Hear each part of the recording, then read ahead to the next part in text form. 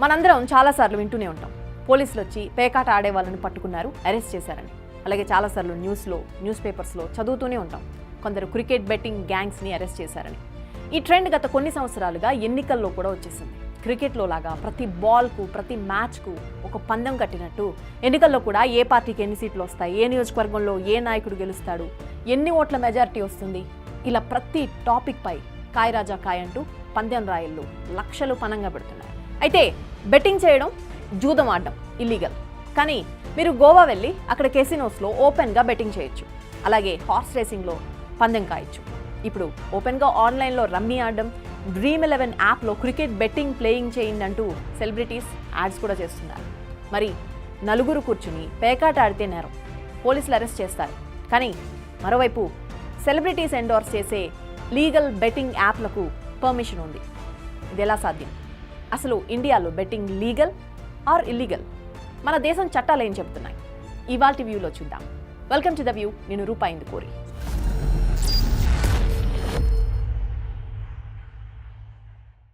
భారతదేశంలో జూదం అనేది పురాతన కాలం నుంచి ఉంది. కానీ జూదంపై మహాభారతం నాటి నుంచి ఒక నెగిటివిటీ ఉంది. కట్ చేస్తే ఇండియాలో 16th సెంచరీలో మొఘల్ చక్రవర్తి అక్బర్ కోళ్ల పందాలను బాగా ఎంకరేజ్ చేశారు. ఆ తర్వాత బ్రిటిషర్స్ 1777లో హార్స్ రేసింగ్, క్రికెట్ని ఇంట్రొడ్యూస్ చేశారు. ఇక్కడ నుంచే మన దేశంలో బెట్టింగ్ కిక్ స్టార్ట్ అయింది. ఇది చూసిన బ్రిటిషర్స్ గ్యాంబ్లింగ్ హౌసెస్ సిస్టమ్ తీసుకొచ్చారు. ఈ గ్యాంబ్లింగ్ డెన్స్, క్లబ్స్లో డబ్బున్న వాళ్ళు ఒకచోట కూర్చుని పేకాట ఆడేవారు. కానీ ఈ గ్యాంబ్లింగ్ డెన్స్లో పేకాట ఆడేవారి మధ్య రోజు గొడవలు ఎక్కువగా జరిగేవి. ఇదంతా బ్రిటిష్ గవర్నమెంట్కు తలనొప్పిగా మారడంతో Britishers the public gambling act 1867 చట్టం తీసుకొచ్చారు. ఈ 1867 చట్టమే ఇప్పటికీ మన ఇండియాలో అమల్లో ఉంది. ఈ చట్టంలోని లొసుగులే మన దేశంలో ప్రజలను జూదానికి బానిసలుగా చేస్తున్నాయి. ఈ చట్టం ప్రకారం గ్యాంబ్లింగ్ హౌసెస్ని గవర్నమెంట్ బ్యాన్ చేసింది. 1867 గ్యాంబ్లింగ్ యాక్ట్ ప్రకారం జంతువులను హింసించే కోడి పందాలు లాంటి గేమ్స్ పై కూడా బ్యాన్ ఉంది. ఇక్కడ ఈ చట్టం కోసం ఒక స్పెసిఫిక్ విషయం చెప్పుకోవాలి. సెక్షన్ 12 ప్రకారం ఏదైనా స్కిల్ ఉన్న గేమ్ పై గ్యాంబ్లింగ్ చేయొచ్చు. సెక్షన్ 18 ప్రకారం అలాగే ఎటువంటి స్కిల్ అవసరం లేకుండా గేమ్ ఆఫ్ ఛాన్స్ అయితే అది పూర్తిగా ఇల్లీగల్ అవుతుంది. కేర్ఫుల్గా వినండి, ఇంతవరకు బాగానే ఉంది. కానీ ఈ చట్టంలో ఏది గేమ్ ఆఫ్ స్కిల్, ఏది గేమ్ ఆఫ్ ఛాన్స్ ఇంతవరకు డిఫైన్ చేయలేదు.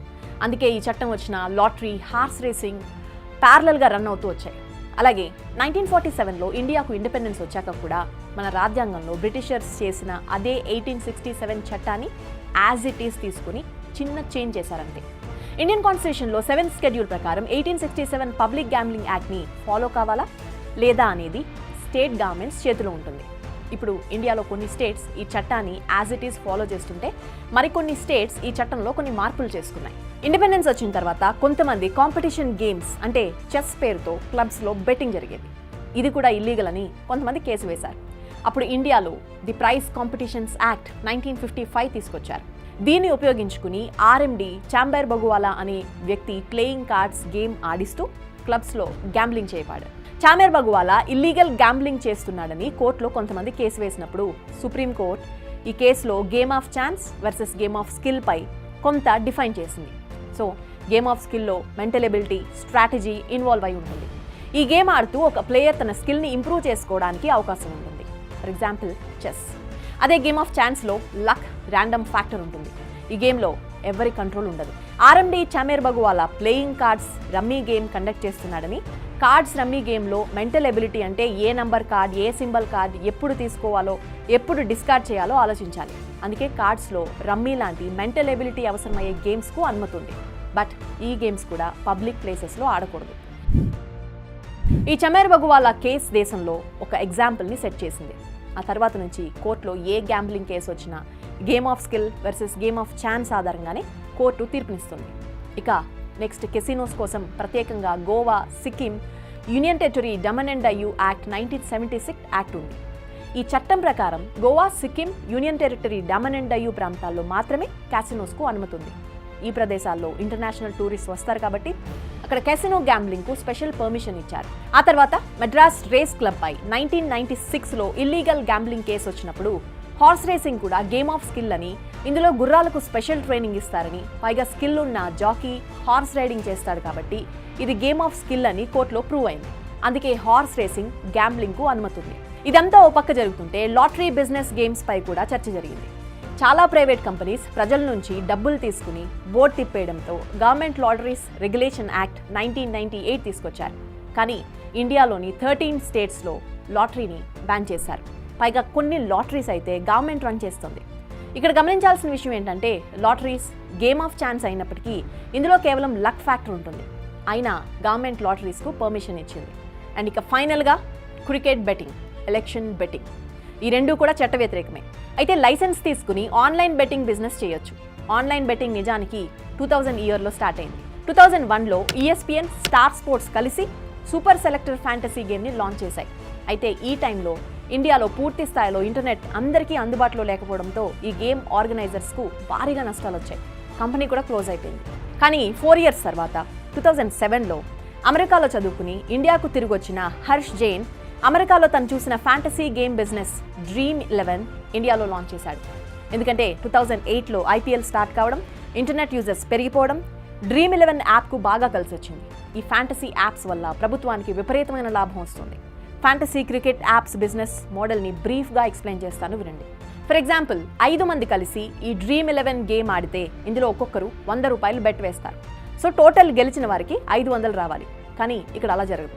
ఎందుకంటే ముందుగా ఈ 500లో 28% GST ఉంటుంది. ఆ తర్వాత ఫ్యాంటసీ యాప్ ఓనర్ యావరేజ్గా 20% ఛార్జ్ చేస్తాడు. అంతటితో అయిపోలేదు. ఆ వచ్చిన అమౌంట్పై గవర్నమెంట్కు 30% TDS కూడా చెల్లించాలి. ఇక చివరగా విన్నర్ చేతికి వచ్చేది ₹201. ఇందులో అతని ₹100 తీసేస్తే ₹101 ప్రాఫిట్ అన్నమాట. ఇప్పుడు చెప్పిన ఫిగర్ జస్ట్ అండర్స్టాండింగ్ కోసమే. నిజానికి ఈ ఫిగర్స్ వేల కోట్లలో ఉంటాయి. హిందుస్థాన్ టైమ్స్ రిపోర్ట్ ప్రకారం టీమిండియా ఆడే ప్రతి మ్యాచ్పై దాదాపు 1500 కోట్ల లీగల్, ఇల్లీగల్ బెట్టింగ్ జరుగుతోంది. ఇండియాలో క్రికెట్ బెట్టింగ్ మార్కెట్ విలువ 10 లక్షల కోట్లు. ఇయర్ 2022లో Dream11 లాంటి ఫ్యాంటసీ గేమ్ యాప్స్ రెవెన్యూ ఎంతో తెలుసా? 6800 కోట్లు. ఈ ఫిగర్ 2027 కల్లా 25,240 crores చేరుకుంటుందని బిజినెస్ అనలిస్ట్ ఎస్టిమేట్ చేస్తున్నారు. కేవలం ఫ్యాంటసీ గేమ్ యాప్స్ ద్వారా ఒక్కో క్రికెట్ మ్యాచ్పై ప్రభుత్వానికి 33.28 కోట్లు, యాప్ ఓనర్స్కు 10.58 కోట్ల రెవెన్యూ వస్తోంది. IPL, world cup, England premier league, hockey matches, international tournaments, ఇలా అన్ని ఈవెంట్స్పై బెట్టింగ్ యాప్స్ ద్వారా చెప్పలేనంత డబ్బు ఈ యాప్ ఓనర్స్కు, స్టేట్ గవర్నమెంట్స్కు, సెంట్రల్ గవర్నమెంట్కు, BCCIకు, ఈ యాప్స్ను ఎండోర్స్ చేసే క్రికెట్ సెలబ్రిటీస్కు వస్తుంది. మరి ఇంత డబ్బు ఎక్కడి నుంచి వస్తుందో తెలుసా? మనందరి జేబుల నుంచి, మీ కష్టార్జితం నుంచి, మీ తల్లిదండ్రుల కష్టార్జితం నుంచి. బైజూస్ లాంటి ఎడ్టెక్ కంపెనీలు ఒకవైపు దివాలా తీస్తుంటే ఈ బెట్టింగ్ యాప్ కంపెనీస్ మాత్రం యూనికార్న్స్గా మారుతున్నాయి. మిమ్మల్ని కోటీశ్వరులను చేస్తామని ఆశలు చూపించి ఈ కంపెనీలు వేల కోట్లు సంపాదించుకుంటున్నాయి. పోనీ బెట్టింగ్ చేసేవారంతా నిజంగా కోటీశ్వరులు అయిపోతున్నారా అంటే అది ఇంపాసిబుల్. ఎవరో రేర్ కేసులో ఒకరు విన్నర్ అవుతారు. ఆ కోట్లలో ఒకరిని చూసి మిగతా వారంతా నిజంగా ఆన్లైన్ బెట్టింగ్ ద్వారా కోట్లు సంపాదించుకోవచ్చని పందెం కాస్తారు. యాక్చువల్గా మ్యాథమెటిక్స్ లాంగ్వేజ్లో ఈ fantasy cricket betting apps winnowing probability చెప్పాలంటే ఒక్క మ్యాచ్లో మీరు గెలిచే ఛాన్స్ 0.0000667%.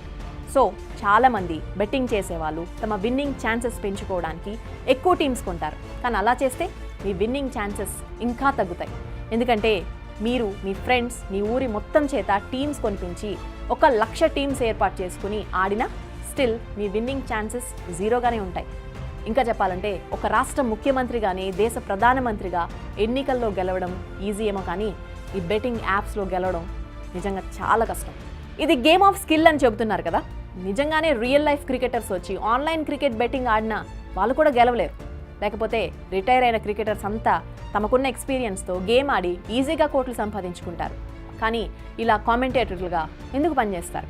ఈ ఆన్లైన్ బెట్టింగ్స్లో కేవలం ₹10, ₹20, ₹40 పెట్టి ఆడుతూ సామాన్యులు వేలల్లో నష్టపోతున్నారు.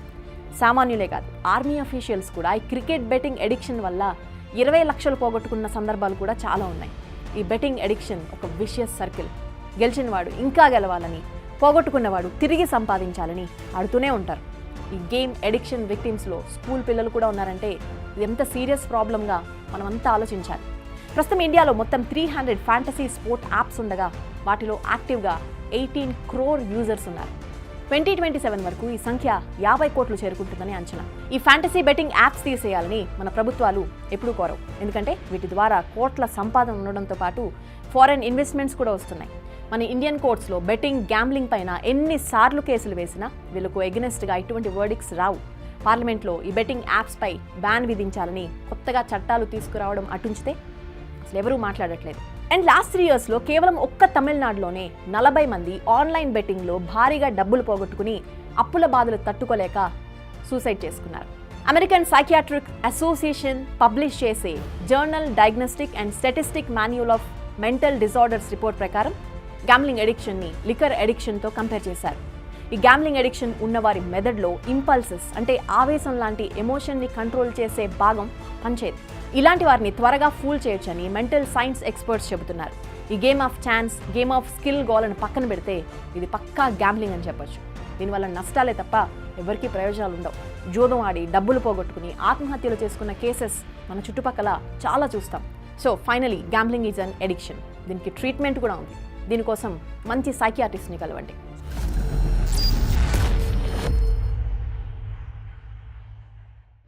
ఇలాంటి మరిన్ని ఇంట్రెస్టింగ్ టాపిక్స్ కోసం ఇప్పుడే సబ్స్క్రైబ్ చేయండి Big TV the view channel.